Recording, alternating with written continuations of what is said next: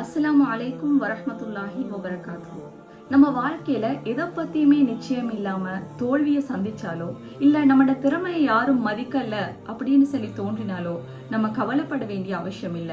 நம்ம வெற்றிக்கான பொறுப்பு நம்மட கையில தான் இருக்குது. நம்ம எப்ப முயற்சி செய்யறோமோ அந்த முயற்சிக்கான பலன் வெற்றியாக நிச்சயம் கிடைக்கும். பல சவால்கள் வாழ்க்கையில வரும்.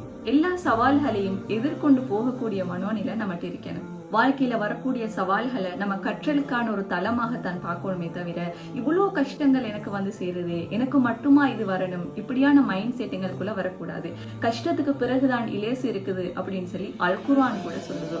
அந்த வகையில அல்லாஹு தாலா நமக்கு எல்லா விடயத்தையுமே இலகுபடுத்தி தருவான். நம்ம முயற்சி செய்யாத வரை எதுவுமே நமக்கு கிடைக்காது. முயற்சி செஞ்சால் வெற்றி நிச்சயமாக நம்ம கையில கிடைக்கும். எனவே எங்களை இல்லாதொழிக்க நினைத்தவர்களுக்கான ஒரு பாடம் நம்ம வெற்றி பெற்று காட்டுறதுதான். அவங்க நம்மளை பாராட்டக்கூடிய அந்த நேரம் வெகு தூரத்தில் இல்ல, மிச்சம் அருகில தான் இருக்குது. எனவே தொடர்ந்து முயற்சி செய்யுங்க. வெற்றி உங்கள் அருகில் இருக்கின்றது.